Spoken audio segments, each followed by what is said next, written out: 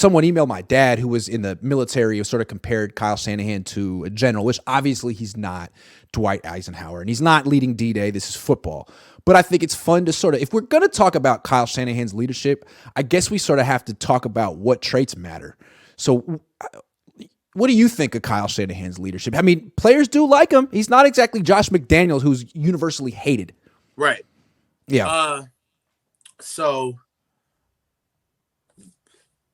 number one, I want to be respectful. So what I think about Kyle Shanahan's leadership is that it's relatable. I feel like he is authentic. And that's one thing that I've noticed about being a follower, not a leader myself, but being a follower, is that the first thing that comes with anybody who's in an authoritative position is trust. If I do not trust you, there's nothing to build the platform, build the relationship. And if you're inauthentic, I can't trust you. Who the hell are you? If you're not authentic, I cannot trust you. And you can say one thing and mean another. Yeah, exactly. Whatever this is about, football, tiddlywinks, whatever, it's not happening. Right. So Kyle has that. He for sure has that. He has that. And with that, I think that what comes behind his authenticity is his candor, which in a business, the backdrop of where we are, there's a lot of coaches who can lie to you straight to your face and get away with it. They can coerce you, manipulate you, put you in different positions. And I feel like a lot of players, to have that with not just a coach, but the head coach, is worth his weight in gold. I think a man respects you when you tell him where he stands, good, bad, or indifferent.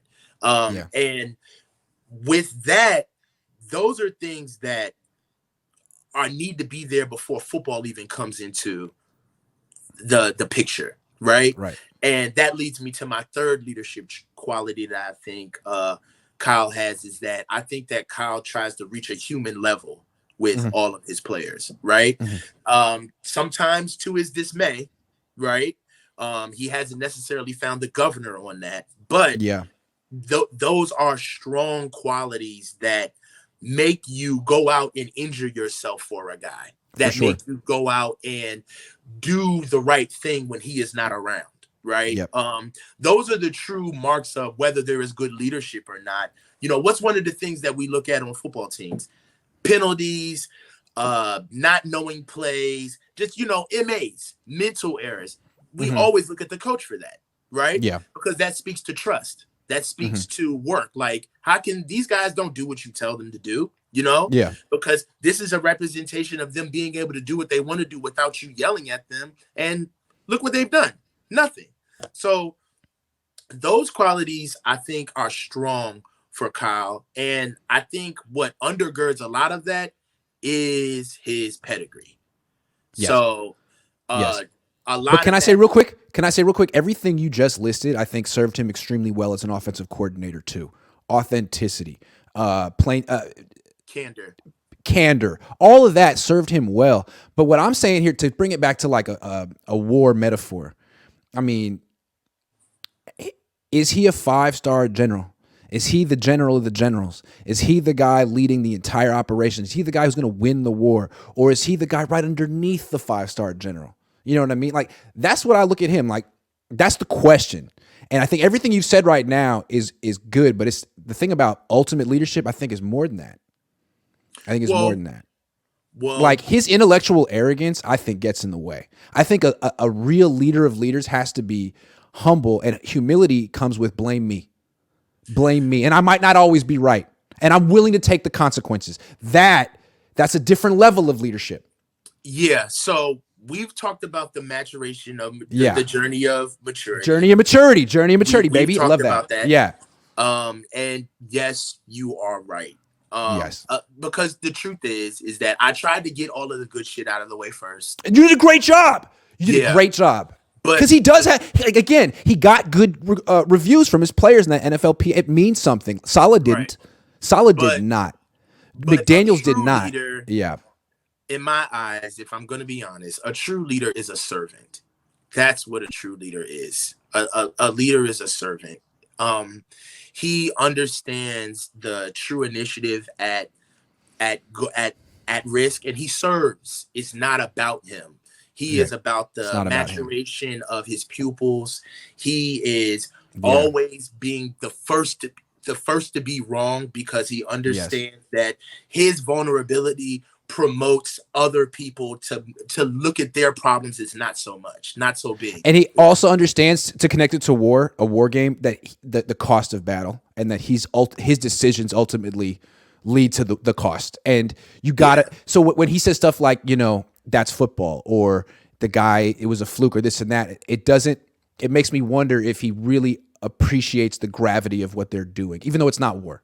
You know what I'm saying? In those moments, when he missed, there's a blind It's spot. defensiveness. It's just defensiveness. In Yeah. those moments when he gets defensive, it's almost like he's internalizing the loss rather than understanding that other people are dealing with this loss as well. Right. Good point. Good point. Yeah. And It's like, you're blaming it all on me. It's not all my fault. No, we're not it's blaming like, it all no, on you. It's just you're the general. Yes. You have to assume, but I mean, Yeah. it's not obviously not all your fault. Yes. Yeah. Obviously not. Yeah. And I think that another thing that a good leader does is they're prepared.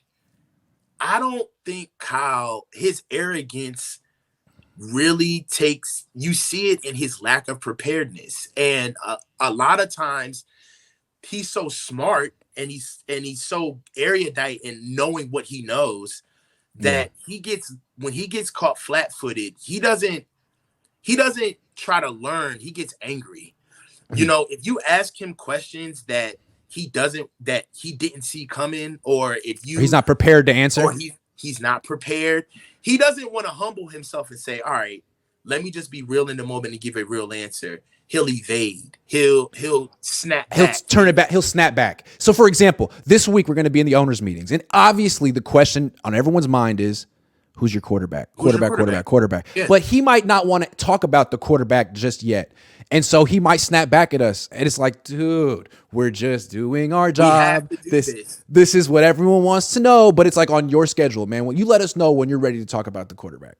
Yeah, in some ways, it's kind of like he just refuses to play the game, which is cool. Yeah. You can be Belichick, right? Sure. But then at the same time, you can't turn around. Belichick couldn't be Belichick until he got that ring, though.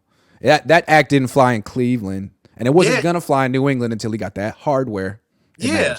So, I mean, but at the same time, though, like, I feel like it's an act, because Kyle is very gregarious and open with the media when he's getting asked questions that he likes, right? Hey, Kyle, you've won 10 in a row. Why are you so great? How did you do? Oh, yeah. But as soon as he loses a couple games, hey, what happened when you got that quarterback hurt? What?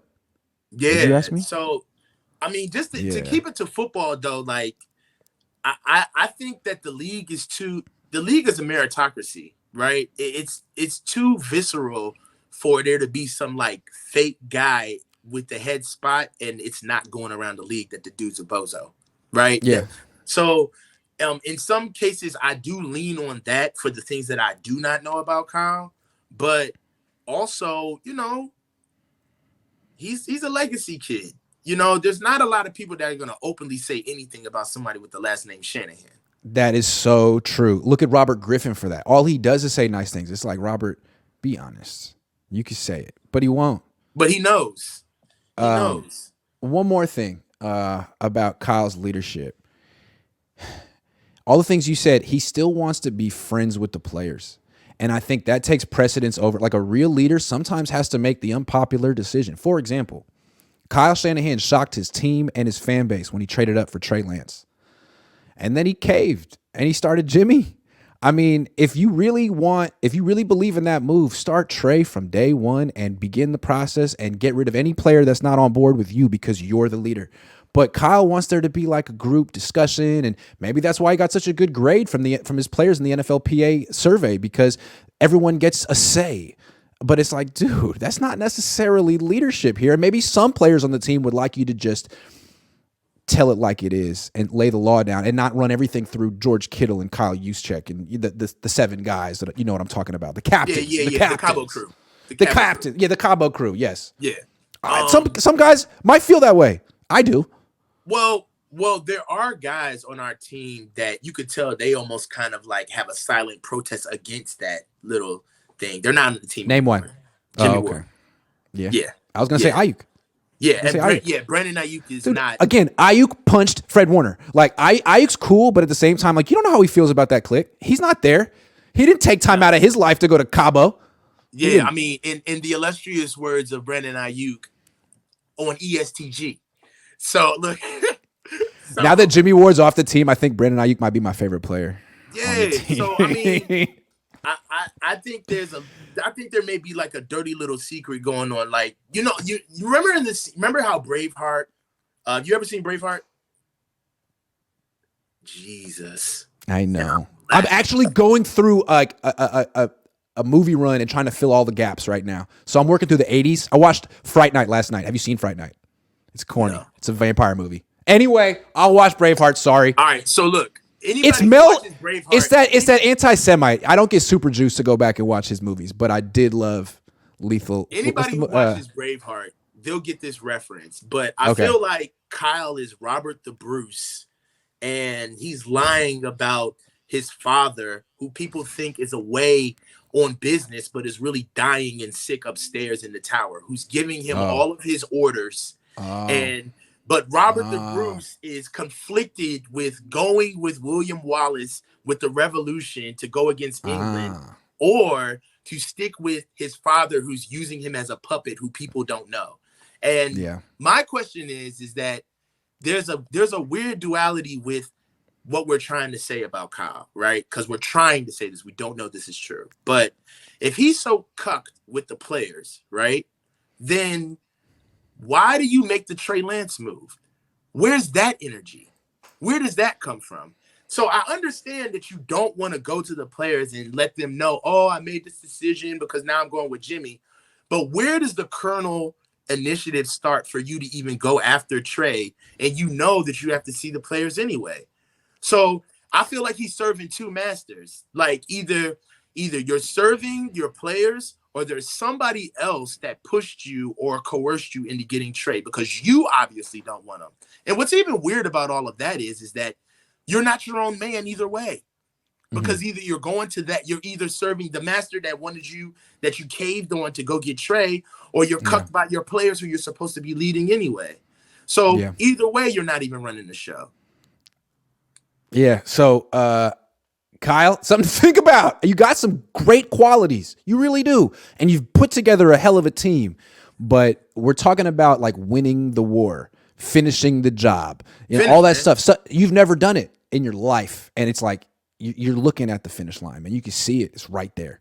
It's right there. But I mean, that's these are our devils to fight, though. Like our team is trying to get over the hump. And I feel like, again, whatever we got to do to get there is what we're going to start seeing. I just don't want to start seeing desperation. And the Niners have to understand that it doesn't get easier. Like they've played 40 games in the last year and a half. They're going to have to go play another 2021 to win the Super Bowl. Like you guys are getting old. This time is of the essence. Now would be a good time to win the Super Bowl. Yeah, it's got to happen. Let me compare this to my indoor soccer career. When I turned 30, I started playing indoor soccer with all my friends that we played in high school. And we were doing pretty well. We made it to like the finals, and we never won, but we kept thinking next year we're going to win. But every time we kept getting older, and other players kept staying the same age, and we just kept getting worse and worse and worse. Everybody and we started getting lives. Yeah, we started getting hurt, and now we're done. Now we're 35, and we don't play anymore. So you got to do it now. Now is the time. Yeah, I mean, I think Trent's got maybe two more in him. So it's time to get realistic. It ain't gonna be like this forever. So Kyle, you can't placate your vets forever. You got to do what's best for the team, and what's best for the team is whatever it takes to win this year. Yeah. Problem Bless says, well, go ahead. We might move on into the sunset with Trey. Let's say perfect karma would be Trey turns out to be what he was supposed to be, but he outlives this window. Yeah, that's right. And George Kittle and everyone that pushed back can go right off in the sunset and write their own story. But Trey and Ayuk and all the people who are he outlasted it. So Yeah. we keep talking about this window so much, Yeah. but life has a funny way of making things It's a all good right. point. Because what we're talking about really is the Jimmy window. It's more like the revenge tour team that's been on revenge tour for That's 4 over. years. This is, I mean, again, Armstead 30, Kittle 30, Hargrave 30, Trent Williams 35. Like this could be the last dance for those guys. They at least have to approach it that way. Yeah. And So while they're still looking at the young kid is looking at them like, I got way more ahead of me than you guys got behind y'all. Like I yeah, got like I got nothing all but I time. gotta do, you guys are Yeah, trying to win the Super Bowl. All I gotta do is show promise and have a good year. They'll true. pour it into me. Yeah, You guys already got the money. So they're already looking at you guys to hurry. They're already looking at what they don't want to pay you on your last year of your deals anyway. that's right. So football's got a funny way of contextualizing things because time waits for nobody. That's right. Problem Bless says, would you rather have Bates over Hargrave? Well, Yeah. not if you're going to also lose a Menahue and Samson Ebukam. I mean, you have to replace those guys too. Oh, you guys got a phone call. I love that. I don't know. Bates would be cheaper, younger. I guess yeah, but you can't lose a Menahue. Also, you got to do something on that D line. And we did say that they had to improve the trenches. Check first question, Grant. Fernando, you owed me. Check first question. All right, I'll go back. I promise. Okay. I won't. I'll go back. Official BNA Music 88 says, Red said we lack in leadership. It made me take it over for sure. The last man standing. Always get to tell the story. ESTG lyrics for Trey. I was looking at Lil Baby's lyrics. Let me go back. There's not that many super chats. Let me go back and find them for Rod. Okay. Here we go back. Here we go.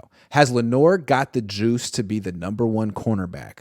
Ward played well, but when it rains for him, it pours. And what role should Womack play? I don't think Lenore's shown enough to just give him the job. I think he should compete for it. Nah, I like Sammy Womack, man. I like him. I like him. I think with more reps, he can actually be the slot guy. Yeah. Yeah. I actually think Womack might have the speed and stickiness to play outside. I mean, he's faster than Lenore. He's faster than Lenore. He is. Like Lenore kind of like keeps it conservative, tries not to get beat deep and still gets beat deep sometimes. Like, and I know he had those nice picks at the end of the season. I'm not writing him off, but he's also kind of tough and he's a good tackler. I like him in the slot, Lenore. Saying. Yeah. But the league has their own way of playing football. And once you kind of get your knack, it's hard for you not to find the field. Right? And Lenore showed himself to be a pro. Especially when you are clearly a bargain. Like you're good and a bargain, you're on the field.